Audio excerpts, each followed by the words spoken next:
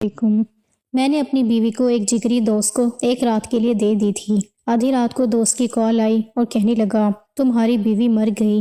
میرے ہوش اڑ کے رہ گئے۔ پھر میں نے اس کو کہا کہ حیدر علی کی زندگی ایک عام آدمی کی غیر معمولی جد و جہد کی کہانی تھی۔ وہ اندرون کراچی کے ایک تنگ سے محلے میں پیدا ہوئے جہاں گلیاں چھوٹی تھیں مگر خواب بڑے۔ اس کے والد غلام رسول ایک پرانے کپڑوں کے تاجر تھے، سادہ مزاج مگر سخت اصولوں والے۔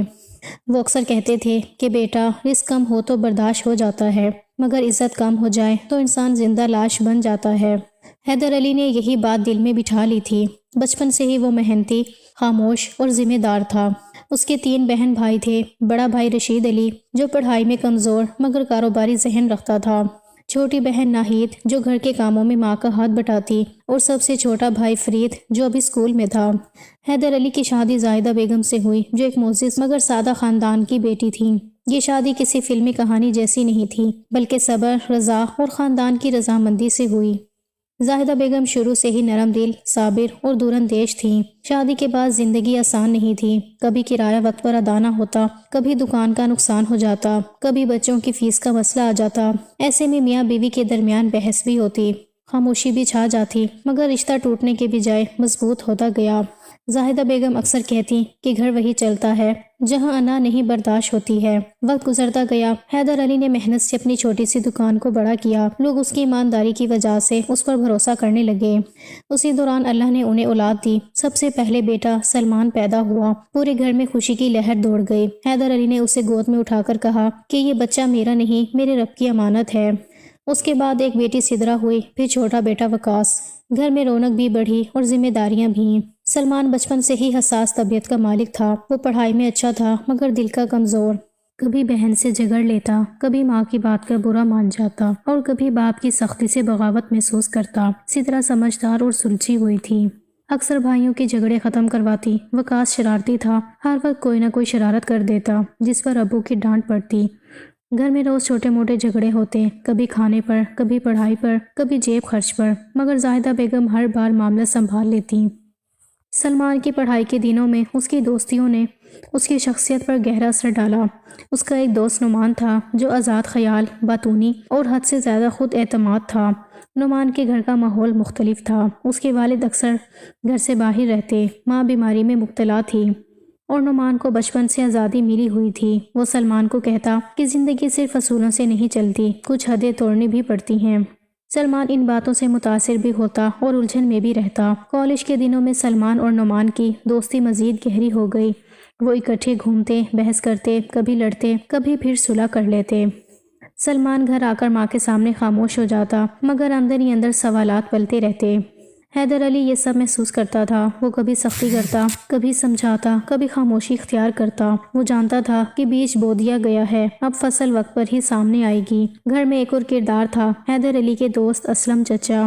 وہ اکثر شام کو آ کر بیٹھتے اور زندگی کے قصے سناتے، کبھی اپنے نقصان کا ذکر، کبھی کسی کی خیانت کا، کبھی کسی کی کامیابی کا۔ وہ سلمان کو دیکھ کر کہتے کہ بیٹا انسان کا اصل امتحان اختیار میں ہوتا ہے، جب سب کچھ ہاتھ میں ہو اور پھر بھی غلط نہ کرے۔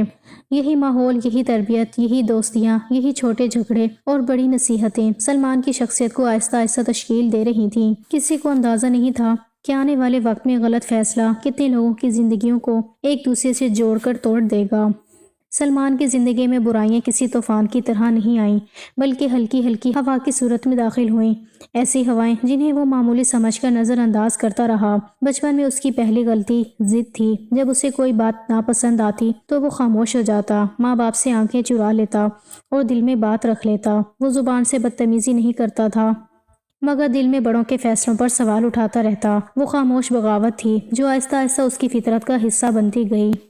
اسکول کے زمانے میں سلمان پڑھائی میں اچھا تھا مگر سچ بولنے میں کمزور۔ اگر ہوم ورک مکمل نہ ہوتا تو کوئی نہ کوئی بہانہ بنا لیتا، کبھی استاد کی سختی کا الزام، کبھی کاپی گم ہونے کا جھوٹ۔ یہ چھوٹے جھوٹ اسے اس وقت بے ضرر لگتے تھے مگر حقیقت یہ تھی کہ وہ اپنے ضمیر کو خاموش کرنا سیکھ رہا تھا۔ زاہدہ بیگم کئی بار محسوس کرتی کہ سلمان بات چھپا رہا ہے۔ وہ پیار سے سمجھاتی مگر سلمان اسے مداخلت سمجھتا۔ گھر میں بہن سدرا کے ساتھ اس کے جھگڑے بھی معمولی مگر معنی خیز تھے۔ وہ اکثر اپنی غلطی ماننے کی بجائے بات کو موڑ دیتا۔ اگر کسی چیز میں نقصان ہو جاتا تو فوراً وکاس پر ڈال دیتا۔ یہ ذمہ داری سے بچنے کی عادت تھی جو آہستہ آہستہ جڑ پکڑ رہی تھی۔ حیدر علی یہ سب دیکھتا مگر ہر بات پر ٹوکتا نہیں تھا۔ وہ چاہتا تھا کہ سلمان خود سیکھے مگر کچھ سبق وقت سے پہلے سکھانے پڑتے ہیں۔ نوجوانی میں داخل ہوتے ہی سلمان کی ایک اور کمزوری سامنے آئی۔ وہ تعریف کا بھوکا ہو گیا۔ نعمان جیسے دوست اسے خاص محسوس کرواتے تھے۔ جب نعمان کہتا کہ تم باقی لڑکوں جیسے نہیں ہو، تم مختلف ہو، تو سلمان کے اندر ایک غرور سا جاگ اٹھتا۔ یہ غرور بظاہر خود اعتمادی لگتا تھا مگر حقیقت میں خود پسندی تھی۔ وہ آہستہ آہستہ گھر کی نصیحتوں کو پرانی اور دوستوں کی باتوں کو جدید سمجھنے لگا۔ کالج کے دنوں میں اس نے وقت کی قدر کرنا چھوڑ دی۔ کلاس کے بعد سیدھا گھر آنے کی بجائے دوستوں کے ساتھ بیٹھنا معمول بن گیا۔ وہ یہ نہیں کرتا تھا کہ گھر والوں کو جھوٹ بولے مگر سچ بھی پورا نہیں بتاتا تھا۔ یہ ادھورا سچ بھی ایک قسم کا دھوکہ ہوتا ہے مگر سلمان اسے حکمت سمجھتا رہا۔ حیدر علی کئی بار خاموشی سے گھڑی دیکھ کر کچھ کہنا چاہتا مگر رک جاتا اور یہی خاموشی سلمان کے لیے اجازت بن جاتی۔ ایک اور بڑی مگر نظر انداز کی گئی غلطی یہ تھی کہ سلمان نے حدوں کو غیر ضروری سمجھنا شروع کر دیا۔ وہ کہتا تھا کہ نیت صاف ہو تو سب جائز ہے۔ یہ جملہ نعمان کا پسندیدہ تھا اور سلمان نے اسے اپنی سوچ کا حصہ بنا لیا۔ وہ یہ بھول گیا کہ نیت کے ساتھ عمل بھی پاک ہونا ضروری ہے۔ یہی سچ آگے جا کر اس کی زندگی کا سب سے کمزور نقطہ بننے والی تھی۔ وہ والدین کے سامنے ادب سے پیش آتا مگر دل میں یہ سوچ پال لیتا کہ وہ پرانی نسل کے ہیں، انہیں آج کی دنیا کا اندازہ نہیں۔ یہ سوچ اسے آہستہ آہستہ تنہا کر رہی تھی مگر اسے یہ تنہائی آزادی لگتی تھی۔ اسلم چاچا کی نصیحتیں اسے کہانیوں جیسی لگتیں، حالانکہ وہی کہانیاں اس کے مستقبل کا عکس تھیں۔ سلمان کی سب سے خطرناک چھوٹی غلطی یہ تھی کہ وہ خود کو غلط نہیں سمجھتا تھا۔ ہر فیصلہ اسے وقتی طور پر درست لگتا، ہر حد اسے غیر ضروری محسوس ہوتی۔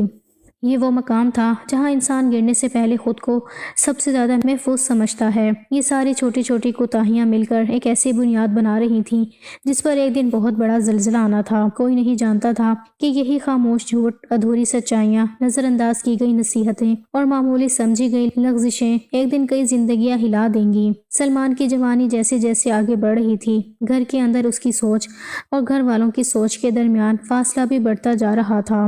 ایک دن وہ دیر سے گھر لوٹا تو حیدر علی صحن میں بیٹھے اخبار پڑھ رہے تھے۔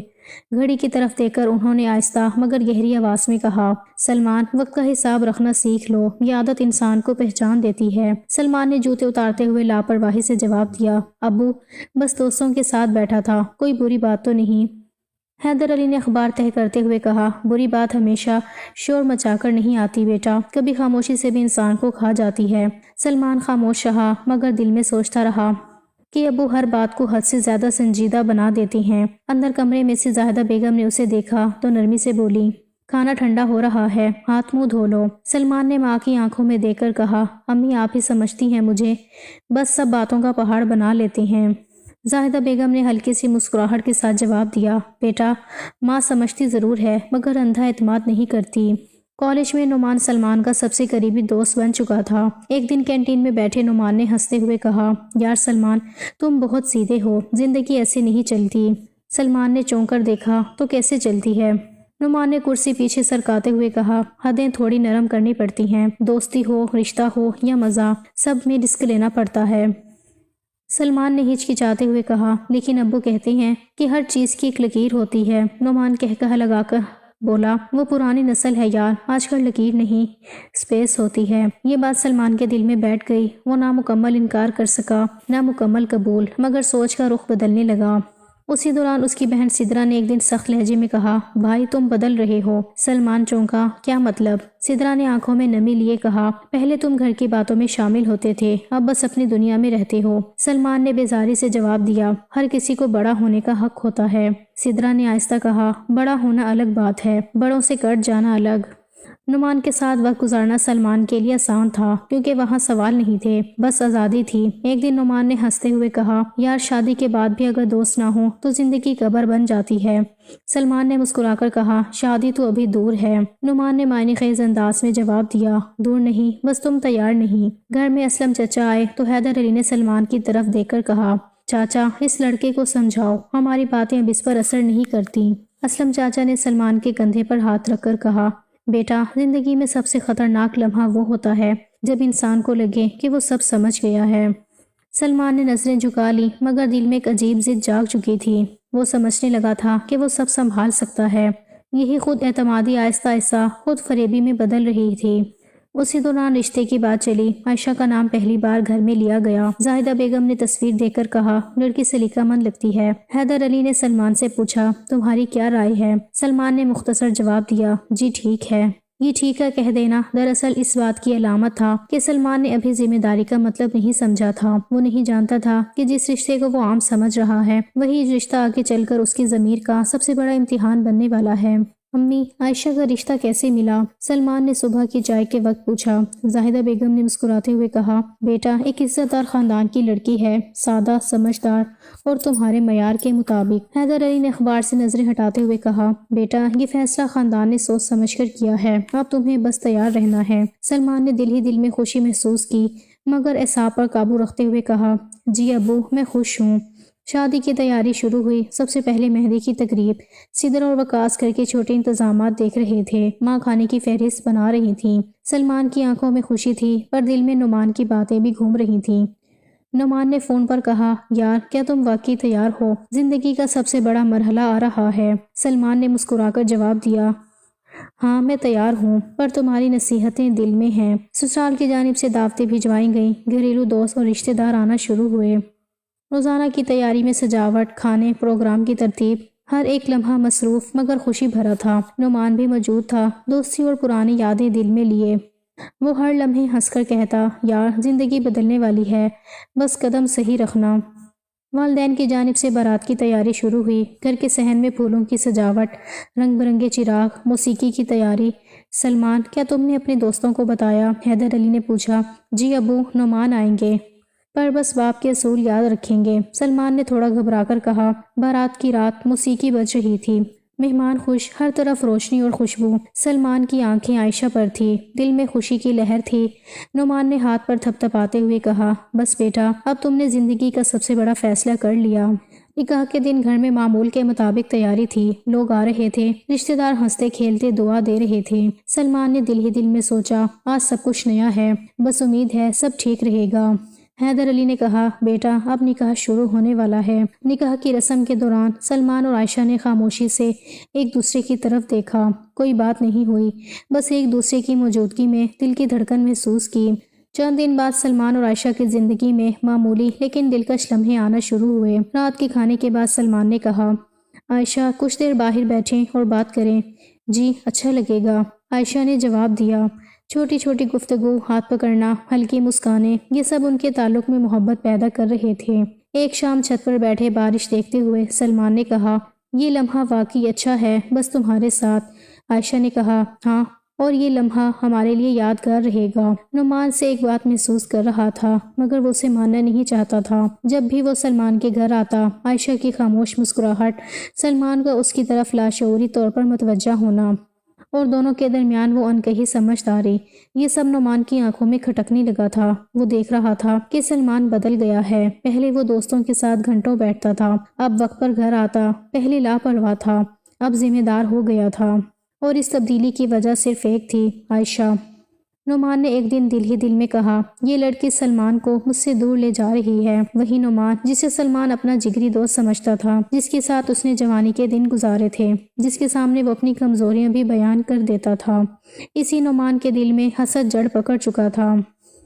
نعمان کو یہ بات کھائے جا رہی تھی کہ سلمان کو سکون مل گیا ہے اور اسے نہیں۔ ایک شام نعمان نے خود سے کہا، اگر یہ دونوں ایسے ہی ساتھ رہے تو سلمان کبھی میرے قابو میں نہیں آئے گا۔ یہیں سے سازش نے جنم لیا۔ نعمان نے سلمان کی ماضی کی غلطی کو صرف بلیک میلنگ کے لیے نہیں بلکہ رشتہ توڑنے کے ہتھیار کے طور پر استعمال کرنے کا فیصلہ کیا۔ اس کا مقصد اب صرف دباؤ ڈالنا نہیں تھا بلکہ سلمان اور عائشہ کے درمیان بد اعتمادی پیدا کرنا تھا۔ وہ سلمان سے کہنے لگا، تم نہیں دیکھتے کہ تم بدل گئے ہو، تمہاری بیوی تمہیں کمزور بنا رہی ہے۔ سلمان چونک کر بولا، یہ کیا بات ہے؟ عائشہ نے تو ہمیشہ میرا ساتھ دیا ہے۔ نعمان نے آہستہ زہر میں بجھے ہوئے لفظوں میں کہا، یہی تو مسئلہ ہے، تم اس پر حد سے زیادہ یقین کرنے لگے ہو۔ اگر اسے تمہارے ماضی کے بارے میں پتہ چل گیا تو کیا ہوگا؟ کیا وہ تمہارے ساتھ رہے گی؟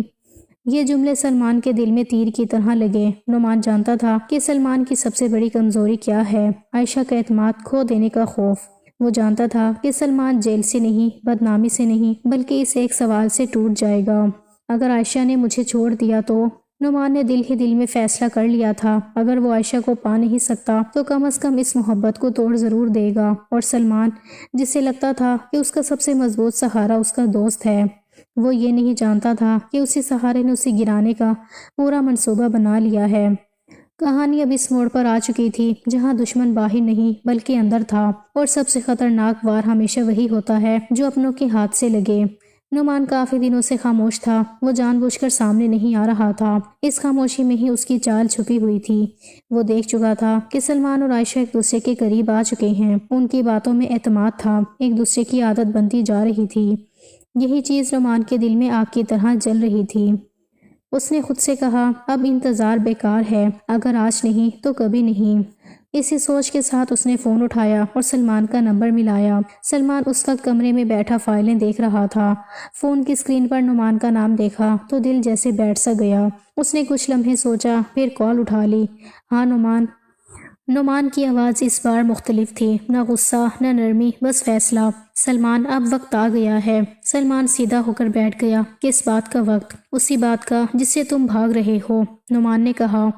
میں اب مزید انتظار نہیں کروں گا، سلمان نے آہستہ کہا۔ میں نے کہا تھا میں اس میں شامل نہیں ہو سکتا، کوئی اور راستہ نکالو۔ نعمان نے ہلکی سی ہنسی کے ساتھ جواب دیا، راستہ میں نے بہت پہلے نکال لیا تھا، تم نے نہیں مانا، یہ تمہاری مرضی تھی۔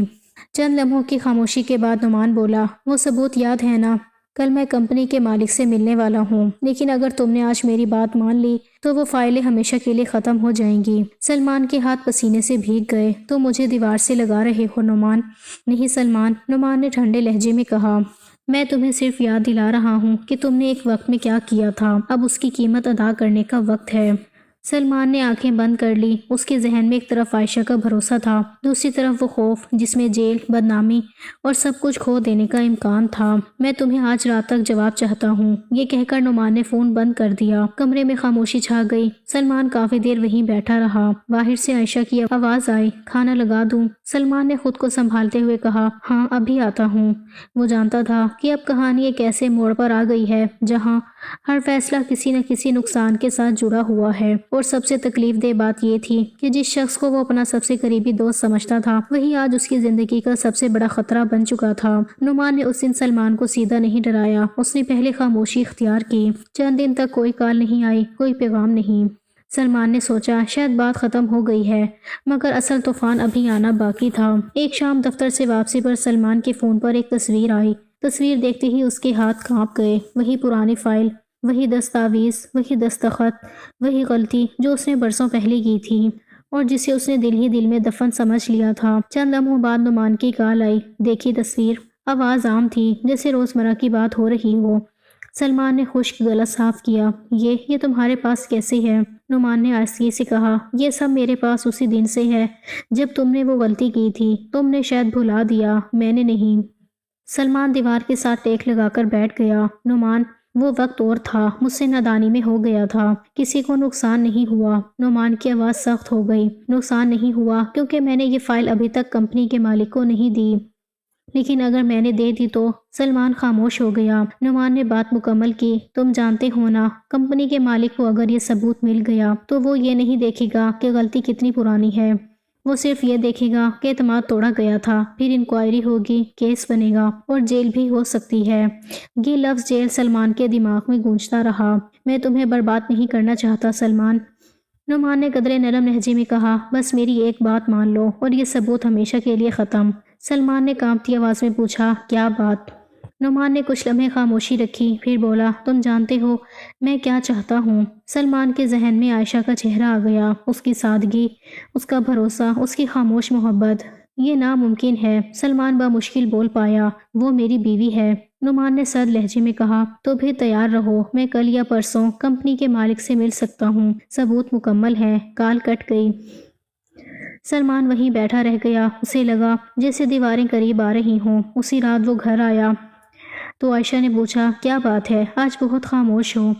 سلمان نے زبردستی مسکرا کر کہا، دفتر کا دباؤ ہے، کچھ نہیں۔ لیکن اندر ہی اندر وہ ٹوٹ رہا تھا۔ ایک طرف عزت، آزادی، خاندان، مستقبل، دوسری طرف نعمان کی دھمکی اور وہ ثبوت جو سب کچھ چھین سکتا تھا۔ سلمان خوف میں جیتا تھا۔ اسے اپنی نوکری، اپنی آزادی اور اپنی ساکھ کے چھین جانے کا ڈر کھا رہا تھا۔ اسی ڈر نے اسے وہ فیصلہ کرنے پر مجبور کیا جو کسی بھی رشتے کی بنیاد کو توڑ دیتا ہے۔ اس نے خود کو بچانے کے لیے عائشہ کو قربانی بنانے کا سوچا، ایک ایسا خیال جو اس کے ضمیر کے خلاف تھا، مگر وہ ضمیر کو خاموش کر چکا تھا۔ اس نے ایک منصوبہ بنایا، عائشہ سے کہا کہ وہ شمالی علاقوں کی سیر کو جا رہے ہیں، کچھ دن فطرت کے قریب رہیں گے، ذہن ہلکا ہو جائے گا۔ عائشہ نے اعتبار کیا۔ راستے بھر سلمان معمولی باتیں کرتا رہا، مگر اس کی آنکھوں میں وہ سچ چھپا تھا جو وہ کہنے کی ہمت نہیں رکھتا تھا۔ اس منصوبے میں نعمان بھی شامل تھا، پردے کے پیچھے خاموشی سے۔ ہوٹل پہنچ کر وہی ہوا جس کا عائشہ نے کبھی تصور بھی نہیں کیا تھا۔ سلمان نے کمرے کا دروازہ بند کیا، بہانہ بنا کر باہر نکلا اور دروازہ بند رہ گیا۔ عائشہ نے فوراً خطرہ بھانپ لیا۔ وہ باہر نکلنے کی کوشش کرنے لگی، مدد کے لیے آواز دی، مگر اسی لمحے نعمان سامنے آ گیا۔ سرد پہاڑی رات تھی۔ ہوٹل کے کمرے میں خاموشی اتنی گہری تھی کہ عائشہ کو اپنی سانسوں کی آواز بھی بھاری لگ رہی تھی۔ دروازہ بند تھا اور باہر وہ دنیا تھی جس تک اس کی رسائی روک دی گئی تھی۔ اسی لمحے اسے سلمان کے چہرے، اس کے وعدے اور وہ اعتبار یاد آیا جس نے اسے یہاں تک پہنچایا تھا۔ دل کے اندر ایک بوجھ سا اتر آیا، وہ بوجھ جو انسان کو لمحہ بھر کے لیے اندھا کر دیتا ہے۔ عائشہ نے خود کو سنبھالنے کی کوشش کی، مگر ذہن میں ایک ہی خیال گردش کر رہا تھا، دھوکہ۔ اسی شدید صدمے میں اس نے خود کو نقصان پہنچانے کی کوشش کی۔ یہ اس کی کمزوری نہیں تھی بلکہ اس کی ٹوٹ پھوٹ تھی۔ قسمت نے اسے مکمل طور پر تنہا نہیں چھوڑا، جان بچ گئی اور اسی لمحے اس کے اندر جینے کی ضد جاگ اٹھی۔ نعمان یہ سب دیکھ کر چونکا، مگر اس کے دل میں نرمی نہیں آئی۔ عائشہ نے اپنی پوری ہمت جمع کی، آنسو ضبط کیے اور نعمان سے منت کی کہ وہ اسے جانے دے۔ اس نے کہا کہ وہ اسے پیسے دے دے گی، بہت سارے، بس ایک بات رہے، سلمان کو فون کر کے یہ کہا جائے کہ اس کی بیوی مر گئی ہے، مگر یہ راز رہے کہ وہ زندہ ہے۔ مقصد بدلا نہیں تھا بلکہ سچ کو اس کے سامنے کھڑا کرنا تھا، بغیر کسی شور کے۔ نعمان نے لمحہ بھر سوچا، لالچ اور خوف کے درمیان جھولتے ہوئے اس نے فون ملایا۔ تمہاری بیوی مر گئی ہے۔ یہ جملہ دوسری طرف گرا تو سلمان کے قدموں تلے زمین نکل گئی۔ سلمان بھاگتا ہوا آیا۔ راستے میں اس کے دل میں صرف ایک خیال تھا، کاش وقت پلٹ جائے۔ ہوٹل کے کمرے کا دروازہ کھلا تو وہ ساکت رہ گیا۔ عائشہ سامنے تھی، زندہ مگر بدل چکی۔ اس کے چہرے پر خاموشی تھی، آنکھوں میں فیصلہ۔ سلمان کے ہوش اڑ گئے، وہ بولنا چاہتا تھا مگر لفظ ساتھ چھوڑ گئے۔ عائشہ نے چیخا نہیں، الزام نہیں لگایا، اس نے صرف سچ کہا، صاف، مختصر، بے رحم سچ۔ اس نے بتایا کہ کیسے خوف نے سلمان کو بے وفا بنایا، کیسے اس نے خود کو بچانے کے لیے اسے قربانی سمجھ لیا، اور پھر عائشہ نے وہ سزا سنائی جو قید سے بھی سخت تھی۔ وہ ہمیشہ کے لیے رخصت ہو گئی، نہ بد دعا نہ ہنگامہ، بس ایک فیصلہ۔ اس نے اپنی زندگی، اپنی عزت اور اپنے مستقبل کو واپس لینے کا فیصلہ کیا۔ سلمان وہیں رہ گیا، زندہ، مگر اس احساس کے ساتھ کہ اعتماد ایک بار ٹوٹ جائے تو آواز بھی واپس نہیں آتی۔